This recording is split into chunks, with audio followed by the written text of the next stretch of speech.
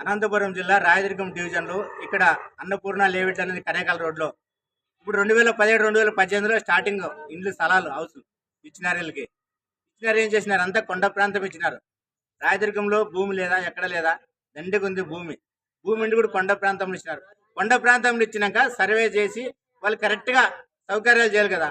రోడ్లు లేవు, నీళ్లు లేవు, ప్రతి ఒక్క కరెంటు లేదు. ఎన్ని ఇబ్బందులు పడుతున్నారు వీళ్ళు. ఇబ్బందులు ఎందుకు వస్తున్నాయి వీళ్ళకి? ఈ ఈ ఎంఆర్ ఆఫీసే దానికి భూమి సర్వే చేసి భూమి కేటాయించి భూమి తీసి కొనుగోలు చేసి ఈ ప్రజలకు ఇవ్వడం అని జరుగుతుంది. ఇచ్చేదంటే ఇప్పుడు ఎందుకు ఇబ్బంది పెడుతున్నారు వీళ్ళు? ఇచ్చినారు కదా, ఇప్పుడు సర్వే చేసి మళ్ళా రోడ్లు కానీ మంచి సెటప్ చూస్తే కదా. ఇప్పుడు మున్సిపాలిటీ పరిధిలో పెట్టినామంటున్నారు. మున్సిపాలిటీ అధికారులన్నా వచ్చి అక్కడ పార చూసి కరెక్ట్గా పనిచేయాలి కదా. ఇంతవరకు నీళ్లు లేవు, ట్యాంకర్లు. మన మేము గట్టిగా అడిగితే అప్పుడు ట్యాంకర్లు పంపిస్తారు. ఎందుకు ఈ ప్రజలు ఎందుకు ఇబ్బంది పడాలా?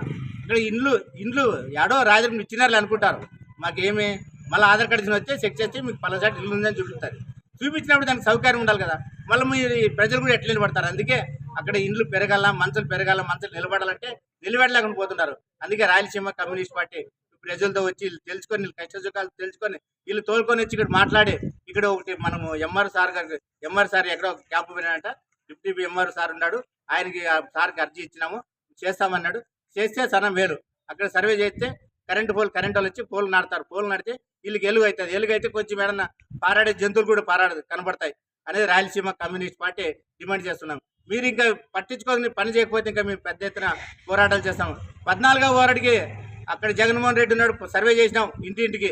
ఇంతవరకైనా రోడ్లు లేవు, సైడ్ కాళ్ళు లేవు, ప్రతి ఒక్కరికి అంగడి మళ్ళీ సెంటర్ లేవు. రాయదుర్గంలో ఇంత అధ్వానమా? రాయదుర్గం మున్సిపాలిటీ ఇంత అధ్వానంగా దిగిపోతుంది, దిగజారుతుందంటే మళ్ళీ ప్రజలకి ఎట్లా లెక్కేస్తున్నాలా?